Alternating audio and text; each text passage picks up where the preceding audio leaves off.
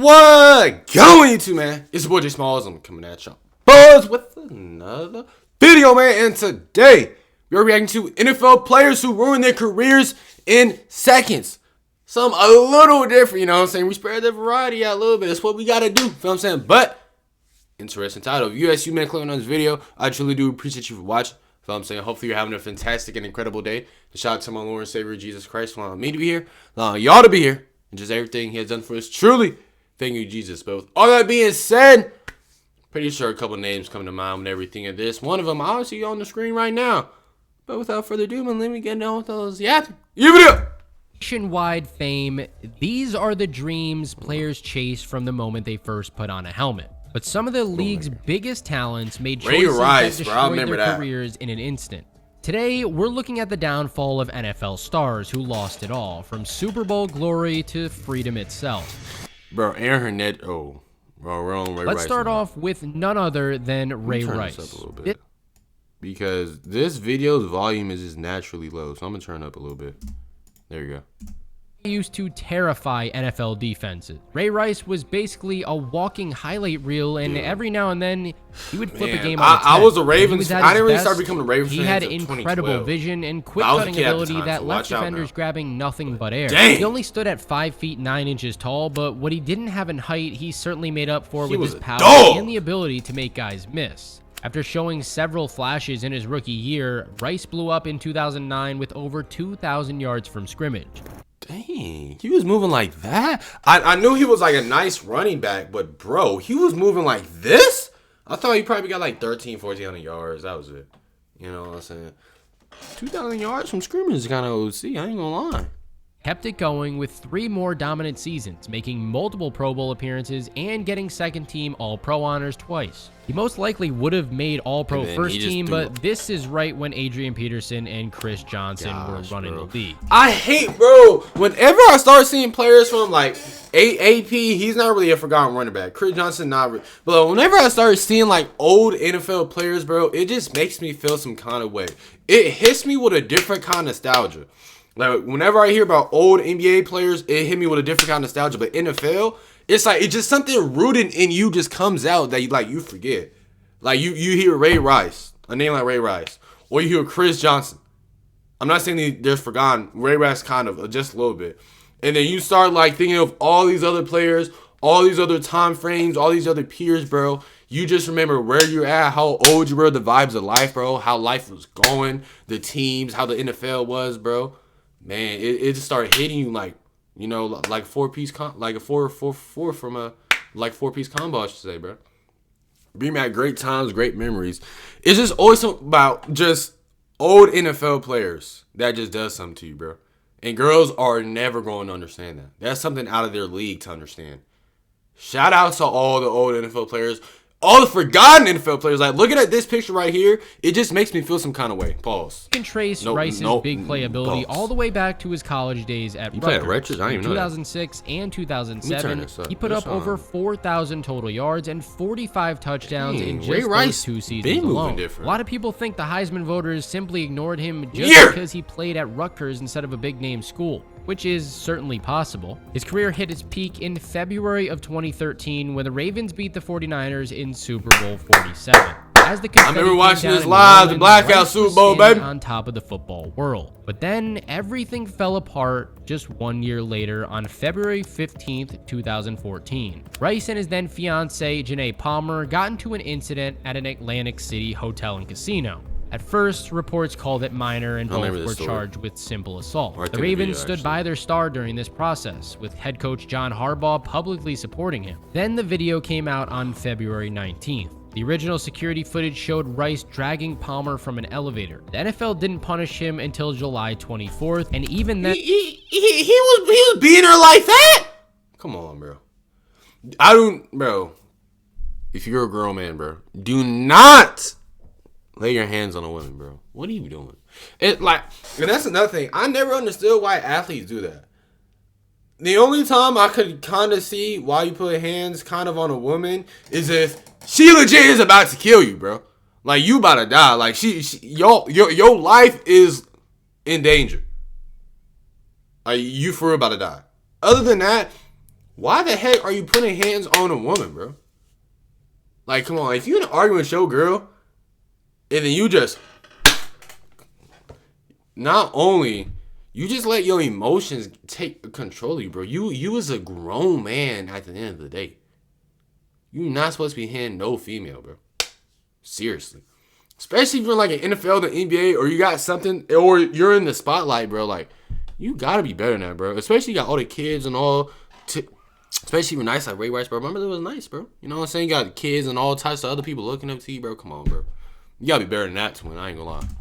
They only gave him a measly 2-game suspension. It got people furious at Commissioner Roger Goodell for how he handled this domestic violence case. But in September of 2014, TMZ dropped the full elevator video. The graphic footage showed Rice hitting Palmer, knocking her out with one punch. One thing that I wanted to do today was, you know, apologize to my wife, who I've known since high school. Despite publicly apologizing and trying to make things right, Rice never played in the NFL again. His comeback efforts went nowhere as teams wouldn't touch him. A promising career that should have lasted several more years. You abuse a girl, all that is down the drain. Look at her, bro. She looks weak and helpless. Dwayne Goodrich looked like he was going to be an NFL star. This cornerback from Tennessee Dwayne Goodrich looked like he was going to be an NFL star. This cornerback from Tennessee Do I not have enough ball knowledge, chat, to not know this? Coaches dream about: speed, instincts, and that special ability to make huge plays when the game was on the line. His biggest moment came during the 1998 Fiesta Bowl against Tennessee was number one. Yo, I didn't know that. Lead early my ball knowledge is Goodrich made the play. This is in the 90s, though. Going up against star receiver Peter Warrick, he picked off a pass from Marcus Outzen. I remember hearing that name, took Peter it 54 yards to the house. I don't really know who he is, though. That touchdown helped lead Tennessee to a national championship, and Goodrich was named defensive MVP. The Dallas Cowboys saw Goodrich as the answer to their secondary issues. They used their top pick in the 2000 draft on him, grabbing the quarterback in the second round. I know if you're probably older, you remember, but I don't know this is at all.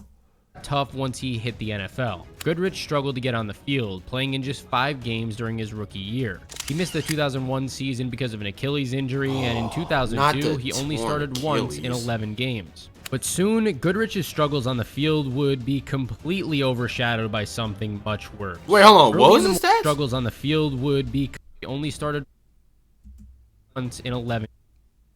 Oh, he only started 1 game. Dang, but soon, Goodrich's struggles on the field would be completely overshadowed by something much worse. Early in the morning on January 14th, 2003, he was driving his BMW through Dallas after a night out. Up ahead on the highway, there had just been a crash, and 2 people had stopped to help pull someone from a burning car. Goodrich's car hit both of them, and they passed away at the scene. His vehicle also hit a third man who survived. If I'm not mistaken, he just said the cars were stopped. How the heck did you hit the cars, bro? But ended up with a shattered leg. And instead of stopping to help, Goodrich drove away. I left the scene. I left the scene because I panicked. I left the scene because of selfish reasons. I saw everything that I worked. I mean, he's owning up to it as a man, so. And didn't really want to deal with the consequences of what I gave it to him. Consequences of the choices that I made. The Cowboys cut him a month later, and in court, Goodrich was convicted of criminally negligent homicide with a deadly weapon and failure to stop and render aid. The judge gave him 12.5 years in prison, ending whatever was left. I seen that. The judge attacked 5 more extra years onto the 7 that he had, bro. Dang. A career and completely changing the course of his life. I know he got out of prison, Goodrich graduated from Tennessee in 2014, and since then he's become a public speaker and talks about that morning of 2003. That's so tragic when athletes do that, bro. Whenever you get in trouble, I'll say that for later. There's so much people that are gonna do this, bro. That really legit changed the whole course. Like, your life could be was totally another guy different, who was electric on the college football. One decision. Colorado, he led the conference. I don't even know who that is either. 8 receiving yards in 1995, and then with 1,116 yards and 8 touchdowns in 1996. This guy increased my ball knowledge. His success in college caught the attention of NFL scouts. That is a nut cut, bro. What is this? What the heck was the Barber doing? Success in college. This is a disgusting cut. I'm sorry. Am I tripping?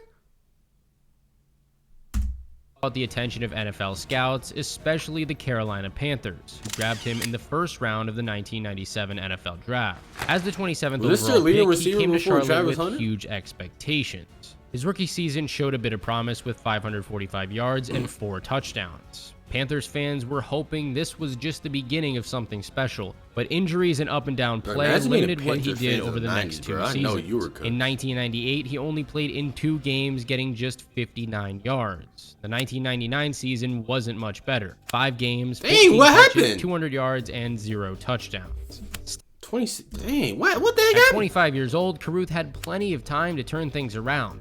The Panthers were staying patient, believing that their investment would eventually pay off. Then came November 16th, 1999. It began as a night at the movies. A football star and his pregnant girlfriend driving to a South Charlotte theater with 2 tickets to a film called The Bone Collector. As she drove home from the theater that night, Sharika Adams had no idea that she was about to become the victim in a very real murder mystery. 911, Baker, you need police, fire, police, I've been shot. I'm 8 months pregnant. Carruth, driving ahead of Adams, suddenly stopped. When Adams stopped behind him, another car pulled up beside her. Multiple shots were fired into her car. Eventually, she told dispatchers that Carruth had stopped in front of her before another vehicle pulled up. It pointed directly to Carruth's involvement. Adams fought. I'm setting your 8-month pregnant wife up is diabolical. What are you doing? Her life, but sadly passed away weeks later. Doctors were able to save her baby boy, Chancellor, though he did suffer brain damage and cerebral palsy from not getting enough oxygen. The investigation showed I think his name was Chance, bro. I feel bad for him. Hired a man named Van Brett Watkins to kill Adams because she wouldn't end her pregnancy. Federal Come on, bro. You had your wife killed or off. I don't know if we're saying on YouTube because she didn't want to. Bro, stop, bro. Stop. Carruth hiding in the trunk of a car in Tennessee, and in 2001, he was convicted and ordered to spend anywhere from 18 to 24 years in prison. He was released from jail on October 22nd, 2018. Oh, C.J. Spillman built his NFL career through pure determination on special teams. Despite going, I don't know. I'm not knowing most of these players, bro. This safety managed to stick on. Are y'all 100%? Y'all know some or most or all of these players? Y'all let me know. If you know, you got some ball knowledge. You probably just gunners on punt coverage. When you look at his special teams highlights, you can see Spillman flying down the field, showing the all-out kind of effort that coaches love to see. He played 6 seasons in the NFL with the Chargers, 49ers, and the Cowboys. While he hardly played on defense, starting just 1 game in his entire career, Spillman made an impact with a couple of clutch fumble recoveries and some. I don't know why. Sometimes when I see like old, NFL games or old NFL players, it make me think of old Maddens, bro. Everybody in their mama know the old Maddens were so peak, were so good. Madden 12 with Payne Hillis, fire. Madden 13 with Calvin Johnson, fire.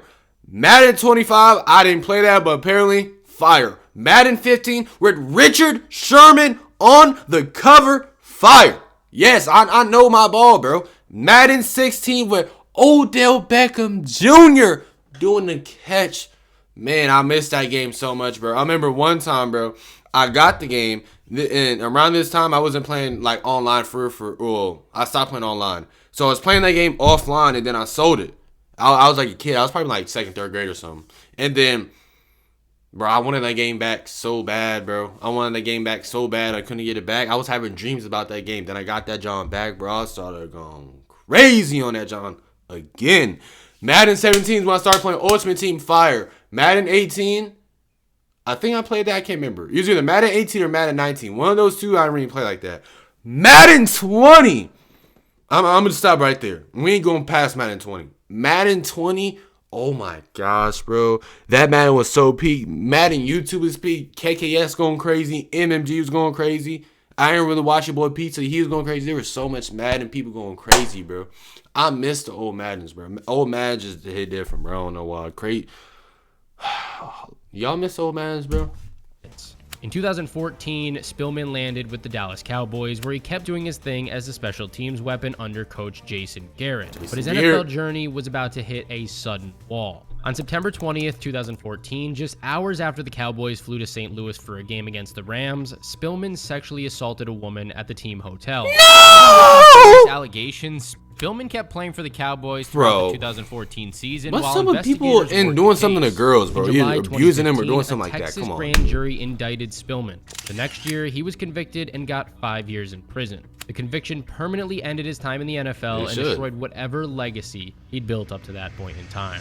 Bro, leave girls alone. Oh, I know this one. Leave girls alone. Third was pure speed. As the Raiders' 12th overall pick in the 2020 NFL Draft, the team brought him in for one main reason: to blow the top off defenses. The Henry Ruggs. The Raiders even took him ahead of CeeDee Lamb and Justin Jefferson, which shows just how much stock they had in him. I wonder how good he would have been now. Desperately wish they could have back now, though. At Alabama, playing alongside future NFL stars like Devontae Smith, Calvin Ridley, and Jerry Jeudy, Ruggs helped Alabama win the 2017 National Championship as a freshman. His production in college got better every year, wrapping up with back-to-back seasons of 700-plus yards and 19 total touchdowns in his sophomore and junior years. The NFL Combine sealed his elite status when he ran a blazing 4.28. I mean, I know it was fast, but I didn't know it was time. Which was later updated to 4.27, one of the fastest times ever. Ruggs showed glimpses of his game-breaking ability during his first NFL season, averaging 17.4 yards per catch, which is amazing efficiency for a first-year player. His second season started even better. Through 7 games in 2021, he already had 469 yards receiving and was becoming one of... Wait, hold on, what? 2021, he already had 400... Second season started even better. Through 7 games in 2021, I thought you said second had game. 469 yards receiving and was becoming one of Derek Carr's favorite deep threats, averaging nearly 20 yards every time he caught the ball. But in the early morning hours of November 2nd, I saw about J-Mo. Police report on the fiery wreck saying Ruggs was driving at 156 miles per hour with the blood.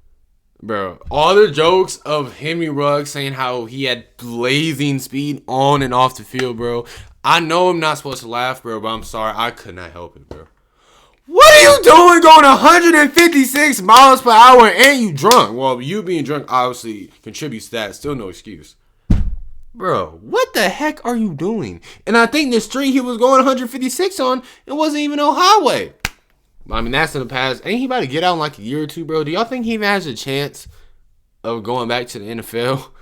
But I know as soon as he scores a touchdown or he gets a deep ball, bro, somebody gonna say, yeah, he got blazing speed or he got killer speed or something.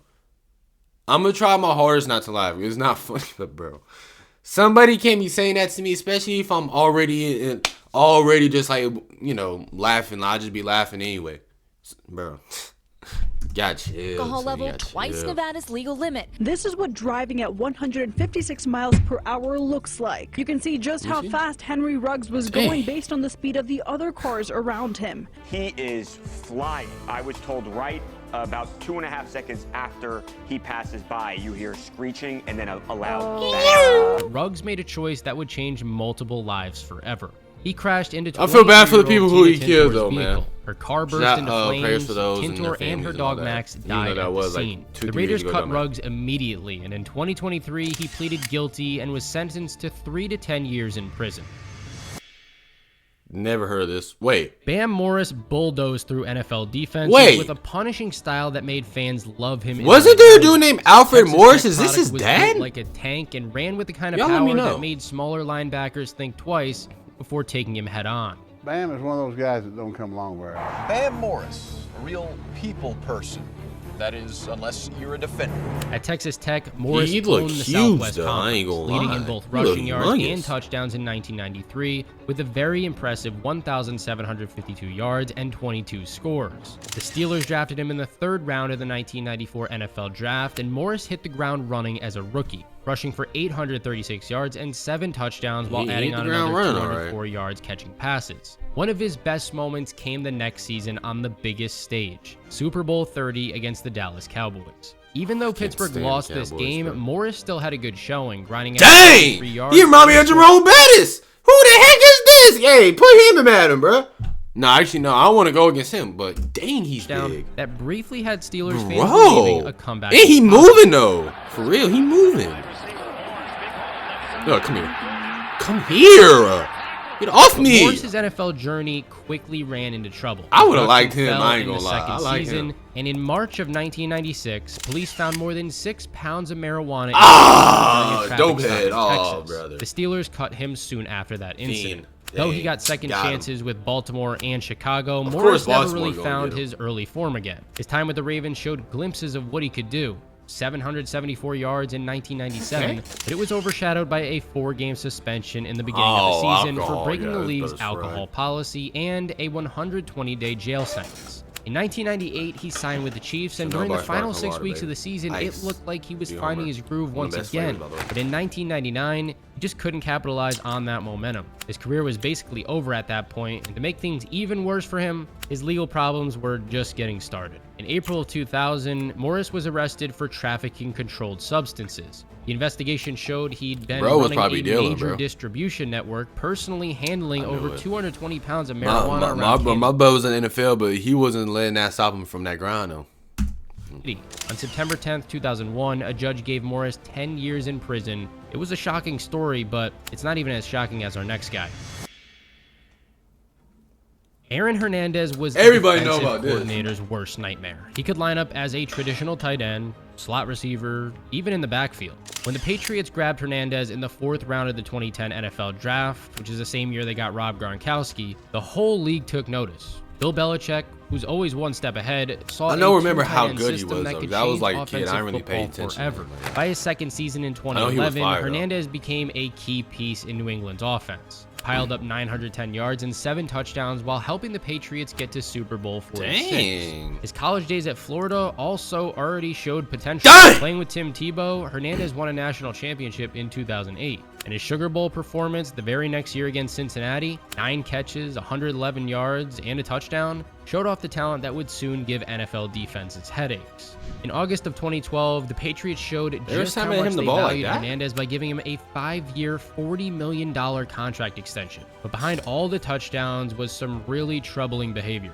Hernandez had a history of violent incidents dating back to his Florida days. Reports later showed that many NFL teams had completely removed him off their draft boards my brother was going crazy. Explain why he fell to the 4th round despite having 1st or 2nd round talent. On June 26, 2013, everything fell apart. Police arrested Hernandez in connection with the homicide of Odin Lloyd, a semi-pro football player who was dating the sister of Hernandez's fiance. Dating the sister of Hernandez's fiance. Oh, okay, I get it. April of 2015, Hernandez was found guilty and got life in prison without parole. While serving this sentence, he was also charged with a double homicide from 2012, though he was later found not guilty of those charges. On April 19, 2017, prison guards found Hernandez in his cell. He had taken his own life at the age of 27. Prison officials in Massachusetts confirming they found former New England Patriot and University of Florida standout Aaron Hernandez dead in his cell this morning. Boston University researchers who examined Hernandez's brain discovered that he suffered from an advanced form of CTE. Study out that made me think Antonio Brown. Football star Aaron Hernandez had a severe form of CTE. Can say it's a progressive degenerative brain disease. It is like Alzheimer's. It can start with memory loss, mood swings, and difficulty in concentration, developing into progressive dementia. He was at one time the best player on the New England Patriots, in my opinion. That wasn't named Tom Brady. It's sad seeing people with CTE, bro. Like you can like the difference of who they are before and after is like just crazy. All of us former players are still curious to all of it because me as a former player, I don't know what to believe, I don't know what to think, but all I know is I wonder. I wonder how much I have, and I wonder, what am I going to be like in 5 or 10 years? You play football, bro. You just smashing y'all heads. Hernandez is one of the most tragic stories in the history of the sport. But we've got a lot more crazy stories to come, including a Super Bowl hero who shot himself in a nightclub, a running back whose prison term began during his rookie season, and a Bears special teams player who was caught by an undercover cop. But first, we got to look at Trevone Boykin. No, bro. I used to rock with Trevone Boykin when he was back in TCU, bro. He was, if not my favorite, one of my favorite players in college football. I thought he just didn't like stay in the league because like teams didn't give him a chance or whatever the case is, or maybe he was just slacking or he was off. No. He did something? Come on, bro. At TCU, he could beat you with his arm. He was a dog, bro. Trayvon Boykin in his prime. Y'all don't know nothing about that. A forgotten college football star. Do your homework on Trayvon Boykin, bro. I ain't gonna lie. He was looking unstoppable. He was looking OC. Was he in college the same time as Johnny Manziel? Or no? I might be tripping. I think he might have been like a few years after or like a year. Whatever the case is, bro. Seeing old college football stars also just hit another. It hit another nostalgia, bro. It really do. 10,000 career passing yards while also running for over 2,000 on the ground. In 2014, he threw for 3,901 yards with 33 touchdowns while rushing for another 707 yards and 8 scores. This got him named Big 12 Offensive Player of the Year, and he finished 4th in Heisman Trophy voting. But NFL teams had concerns about Boykin making the jump to the pros, questions about his size, accuracy, decision-making, and mainly some off-field issues left him undrafted in 2016. Seattle Seahawks took a chance on him, they saw his potential, and picked him up as a backup to Russell Wilson. Boykin's short NFL career peaked in Week 3 of the 2016 season when he came into the game against the 49ers, completed 7 out of 9 pass attempts for 65 yards, a touchdown, and a pick. These flashes suggested that he could develop into a solid NFL backup or even become a starter somewhere. But his career quickly fell apart off the field. In March of 2017, he was arrested as a passenger in a car that crashed into a Dallas bar, hurting several pedestrians. He faced charges of public intoxication and possession of marijuana. Get off worse in March of 2018. Man. According to police, Boykin assaulted his then-girlfriend, Shabrika Bates. It's always drugs and assault to the girls, bro. Like, come on, during an argument that started when he demanded that she unlock. I feel bad for her. She looked like she is... Prayers to that girl. I'm sure she's straight now, hopefully, but she looked like she got... Security camera footage at his home showed everything. He put Bailey in the hospital with multiple breaks in her jaw, requiring it to be wired shut. Former TCU quarterback Trayvon Boykin will spend 3 years in prison for aggravated assault and also tampering with a witness. And his legal problems didn't stop there. In December of 2019, he was arrested for theft after trying to leave a hotel without paying his bill. And in February of 2020, he pleaded guilty to several charges, including aggravated assault and tampering with a witness. What? Bro, I ain't know none of this. Bro, Trayvon, what the heck are you doing, bro? I never heard none of this, bro. I must be living on a rock, bro. I don't know. What the heck are you doing? Yeah, charge after charge, bro.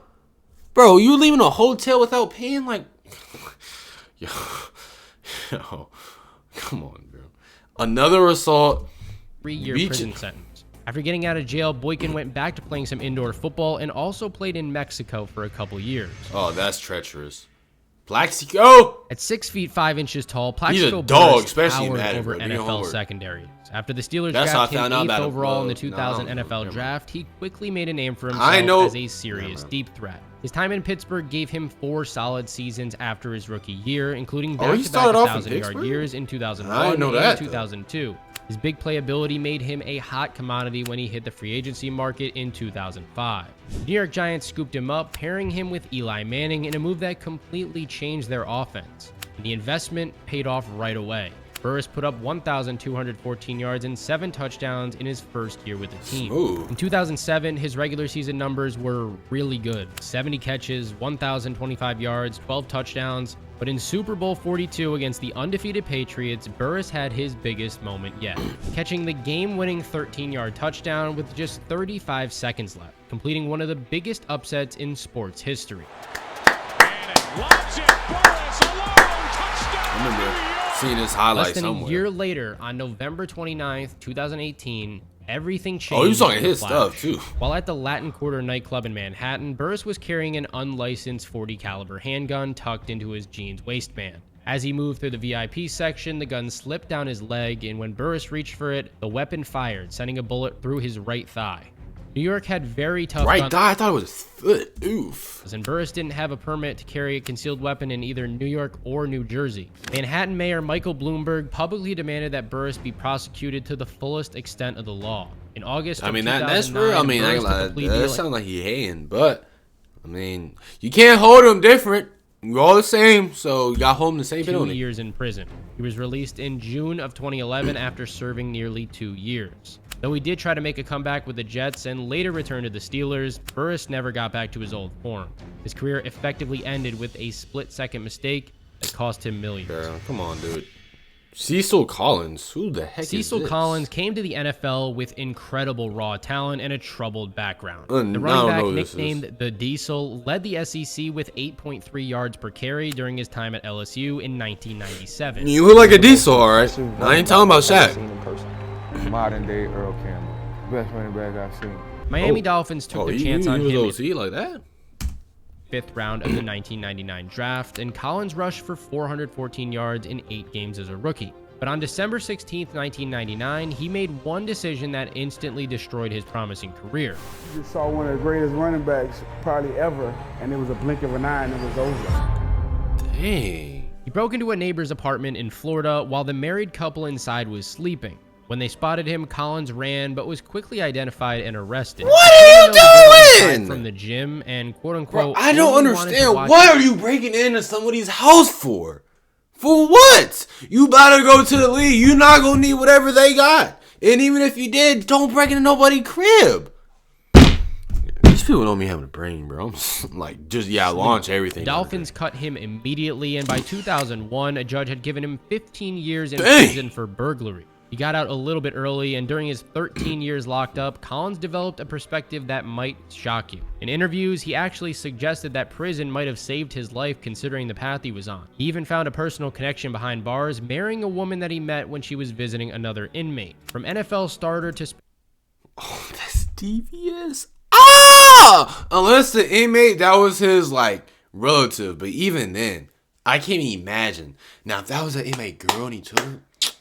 Oh, that's crazy. More than a decade in prison, this is one of the fastest falls from grace that you'll see in league history. But the guys we're about to cover are a whole lot crazier.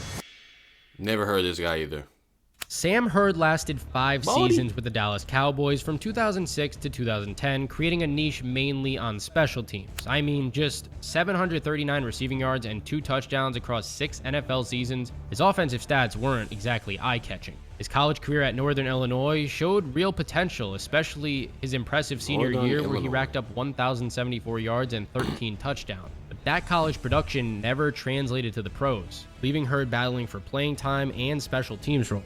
In July of 2011, his fortunes seemed to change when he signed a 3-year deal with the Chicago Bears worth more than $5 million, including a $1.35 million signing bonus. What teammates and coaches couldn't have seen coming was that Hurd had far bigger ambitions off the field than on it. Friends call him God-fearing, a family man. So is it possible he was leading a double life, which could send him to prison for 40 years? And why would someone earning millions of dollars... Oh, it froze.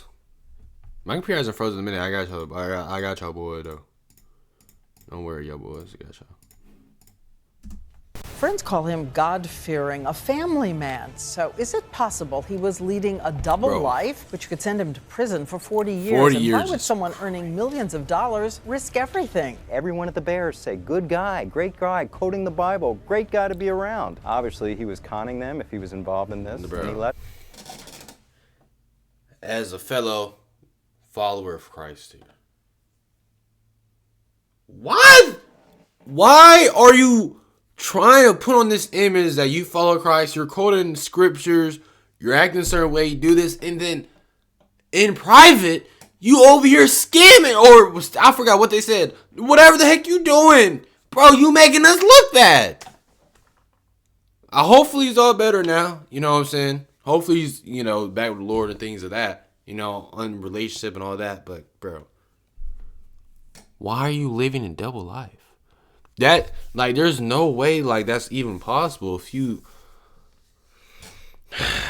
Double life. On December 14th, 2011, federal agents arrested Hurd in a Chicago parking lot. Hurd told undercover officers that he wanted to buy 5 to 10 kilograms of Coca-Cola and 1,000 pounds of marijuana weekly to distribute through Chicago. The Bears cut him immediately after the news broke. In April of 2013, Hurd... 1,000 pounds? conspiracy to possess the substances with intent to distribute. That November, the judge gave him 15 years in prison. After serving about 10 years, Heard was released in January of 2023 to community confinement in San Antonio. So, how do you get more self-destructive than that? Well, let's find out. Oh, never mind.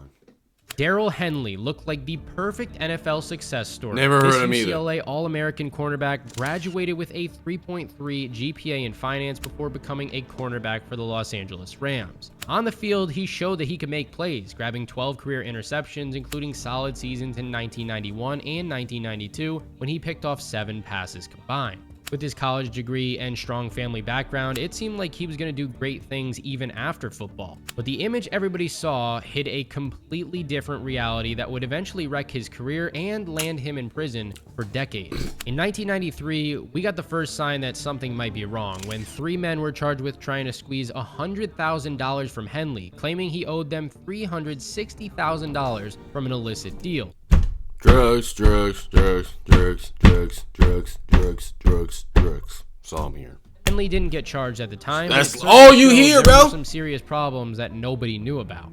Then by 1995, drugs or a girl, Henley's carefully leave them alone. Collapsed when he was found guilty of drug trafficking. The court gave him 20 years in prison. prison. You in the lead. That was just the start of Henley's downfall. In 1996, while waiting for the appeal, he bribed a guard to sneak his cell phone into his cell.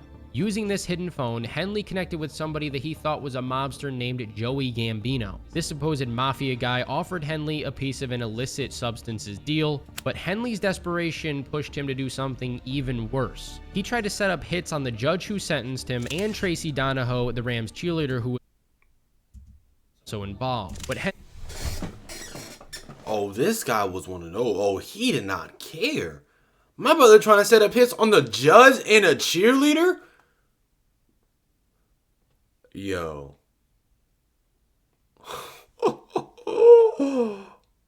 Yo. This brother is dangerous, bro. He's a menace. Didn't know was that Joey Gambino was actually an undercover DEA agent recording every word. W. Gambino! 21 years to Henley's sentence, bringing his total to 41 years. The cornerback who once had everything, education, athletic talent, and family support, had become a federal prisoner with no shot at freedom until his...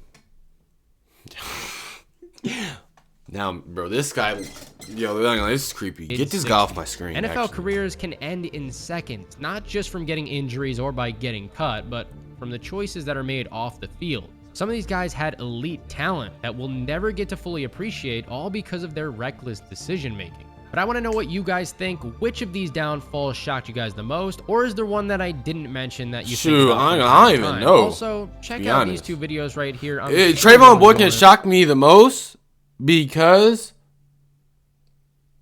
Thomas Rawls, I remember that name too, because I didn't know. But I ain't gonna lie, a lot of them are crazy though, I ain't gonna lie. But if you did stay this long to the end of the video, I truly do appreciate you watching. But I'm saying, hopefully you have a blessed and fantastic day in Jesus' name, and y'all let me know whatever y'all want me to react to. Hopefully y'all enjoy the video. I love y'all boys, man. I'm out the John, man. I have to see y'all young boys. And next, man, y'all.